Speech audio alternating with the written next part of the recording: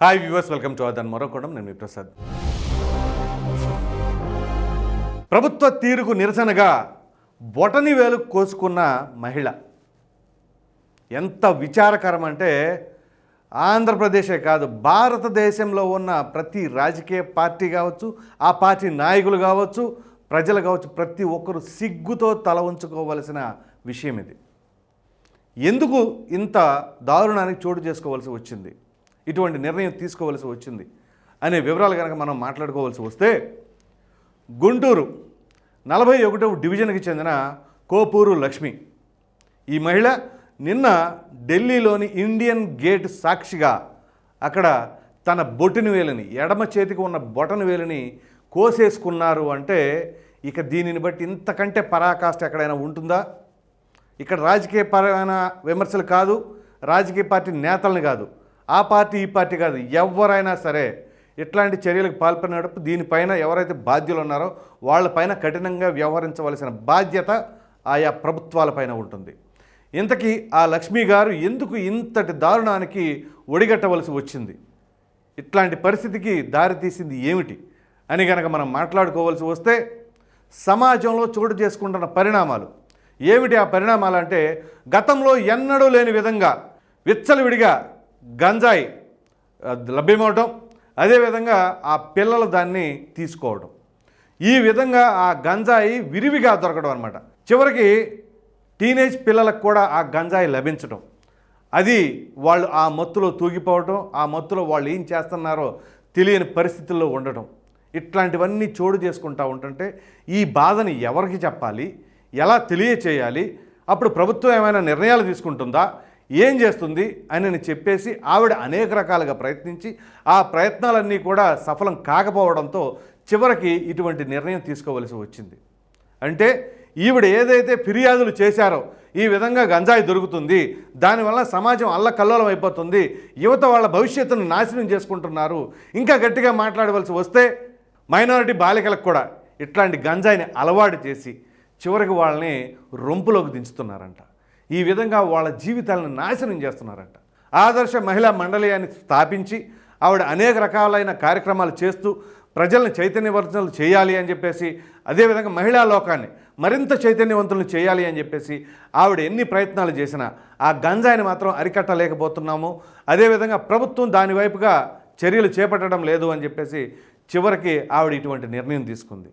ఇది ఢిల్లీ వేదికగా చేసుకొని ఈ విధమైన కార్యక్రమం చేస్తే కనీసం కేంద్ర ప్రభుత్వ పెద్దల దగ్గరికైనా వాళ్ళ దృష్టిలో పడితే అప్పుడు వాటిపైన కఠినంగా వ్యవహరిస్తారు, సమాజం బాగుపడితే చాలు అని తను నిస్వార్థంగా తనకి మరి ఒక బొటన వేలను కూడా త్యాగం చేశారు. అంటే ఆ విధంగా మరి దీనిని బట్టి ఎట్లా ఉందో సమాజం అర్థం చేసుకోండి. రాష్ట్రంలో జరుగుతున్న అరాచకాల గురించి, అన్యాయాల గురించి, దోపిడీల గురించి, దొంగతనాల గురించి, గంజాయి గురించి, రేపు ఎలక్షన్లో జరగబోయే అరాచకాల గురించి మాట్లాడటానికి మేడం గారికి విన్నవించుకోవడానికి వచ్చాము.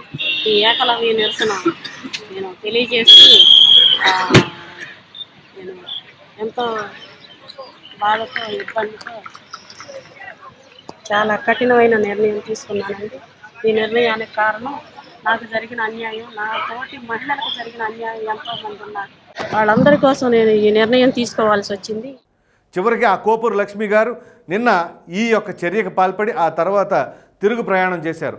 ఈ విధంగా ఆవిడ తిరుగు ప్రయాణంలో ఉండగా ఆవిడ ఒక ఛానల్కి కూడా ఇంటర్వ్యూలో ఇచ్చారు. ఆ ఇంటర్వ్యూలో ఆవిడ మాట్లాడిన తీరు, ఆవిడ వేదన, ఆవిడ బాధ వర్ణనాతీతం, ప్రతి సామాన్యుని మనసును కూడా కలిచివేసింది. మరి ఆవిడ బాధపడుతున్న తీరు, అక్కడ చోటు చేసుకున్న పరిణామాలు, అంతేకాదు ప్రభుత్వానికి సంబంధించిన కొంతమంది నాయకులు పేదల ఇళ్ళు, ఆ ఇళ్లపైన పడి ఆ ఇల్లు డాక్యుమెంట్స్ కూడా తీసుకొని మీకు సంబంధం లేదని చివరికి ఎంఆర్ఓ సంతకాలు కూడా ఫోర్జరీ చేసి వాళ్ళే స్టాంపులు వేసి ఈ విధంగా పేదల ఇళ్లను కూడా స్వాధీనపరుచుకుంటున్నారట. సో ఆ విధంగా ఇన్ని అరాచకాలు జరుగుతూ ఉంటే చివరికి ఏం చేయాలో తెలియక ఇట్లాంటి నిర్ణయాలకు పాల్పడుతూ ఉన్నారు. చరిత్రలో ఎప్పుడైనా సరే ఒక మహిళ ఈ విధంగా బయటకు వచ్చి ఇట్లాంటి చర్యలు జరుగుతున్నాయని చెప్పేసి నిరసనగా ఒక బొటన వేలను త్యాగం చేసిన ఘనత ఎవరికైనా ఉన్నదా? చివరికి ఇట్లాంటి పరిస్థితి వచ్చింది అంటే మరి దీనికి కారకులు ఎవరు? పరిపాలకులు కాదా? మరి దీనికి ఏమైనా సరే ఏం చేయాలి అని ప్రత్యామ్నాయంగా లేదు భవిష్యత్తులో ఇట్లాంటి పునరావృతం కాకుండా ఉండాలి అని చెప్పేసి ఆ రాజకీయ నాయకులు అడుగులు వేస్తున్నారా, వేయట్లేదా?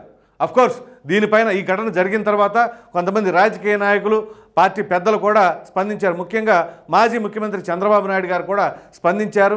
ఇట్లాంటివన్నీ కూడా భవిష్యత్తులో పునరావృతం కాకూడదని, ఇంకా ఏ మహిళకి కూడా ఇటువంటి పరిస్థితి రాకూడదు అని చెప్పేసి ఆయన యొక్క వేదనను కూడా వ్యక్తపరిచారు. సో ముఖ్యంగా జగన్మోహన్ రెడ్డి గారు తను ముఖ్యమంత్రిగా ఉన్నారు. ఇటువంటి క్రమంలో ఆయన ఆ పార్టీ పెద్దలు కూడా దీనిపైన స్పందించాలి. అసలు దీని వెనకాల ఎవరెవరు ఉన్నారు, ఎవరు ఇట్లాంటి అరాచక పనులన్నీ చేస్తున్నారు, అసలు గంజాయిని అరికట్టాలి. మరి ప్రభుత్వాల వ్యవస్థలన్నీ కూడా చేతిలో ఉన్నాయి కదా, పోలీస్ వ్యవస్థ ఉన్నది కదా, మరి అదేమిటి అంటే ఆ గంజా ఎవరైతే సేకరిస్తున్నారో ఆ పిల్లలు కావచ్చు, ఆ మైనారిటీలు కావచ్చు, వాళ్ళని అరెస్ట్ చేస్తున్నారు.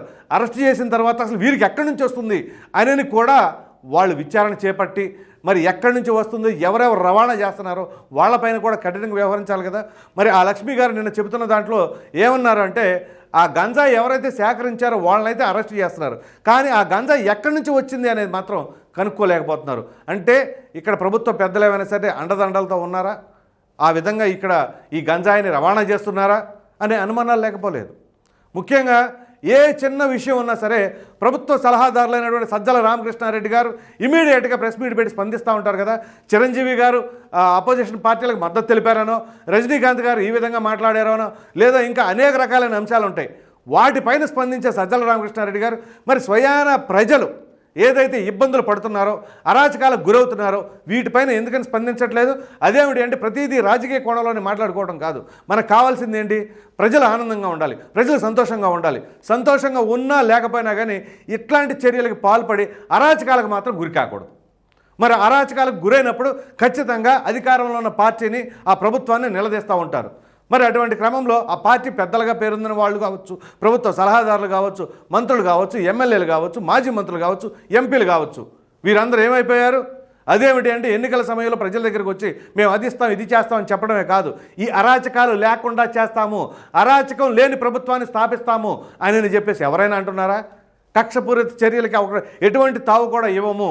పార్టీలు, ప్రాంతాలు, కులాలు వీటన్నిటిని కూడా పట్టించుకోకుండా స్వచ్ఛమైన పరిపాలన అందిస్తాము, ప్రజలు ఆనందంగా ఉండేలాగా చేస్తాము అనే నాయకులు ఉన్నారా?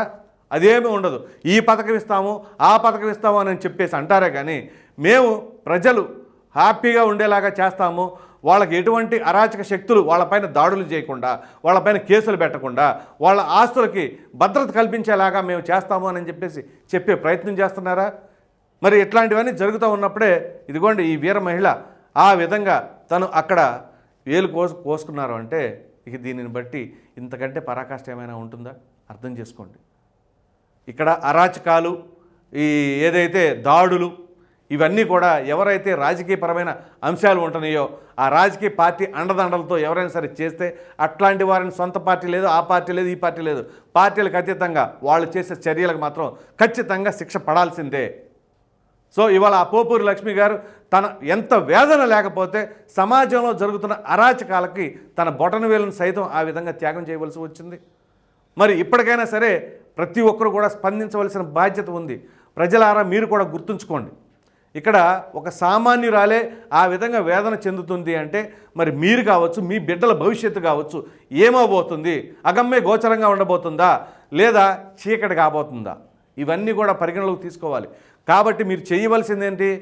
ఓటు అనేది మీకు వజ్రాయుధం లాంటిది. అటువంటి ఓటుని మీరు ఏ ప్రలోభాలకు గురయ్యి ఎలా పడితే అలాగ వేస్ట్ చేసుకున్నారంటే మాత్రం చివరికి ఇదిగోండి పరిస్థితి ఈ విధంగా ఉంటుంది. నిజంగా స్వచ్ఛందంగా రాష్ట్రం బాగుపడాలి, యువత భవిష్యత్తు బాగుండాలి అని కోరుకునే వారిలో ఈ మహిళ కూడా ఒకరున్నారు. కాబట్టి ఇటువంటి త్యాగాలన్నా చేస్తే అప్పుడన్నా సరే కనువిప్పు కలుగుతుందా ఈ సమాజానికి అనే ఆశతో ఉన్నారు. మరి ఇప్పటికి కూడా ఇట్లాంటివి ఇక భవిష్యత్తులో పునరావృతం కాకుండా చోటు చేసుకున్నట్లయితే ఖచ్చితంగా సమాజం మెరుగైన అభివృద్ధిని చూడగలుగుతుంది. అలా లేకపోతే మాత్రం భవిష్యత్తు అగమ్య గోచరంగా మారిపోబోతుంది.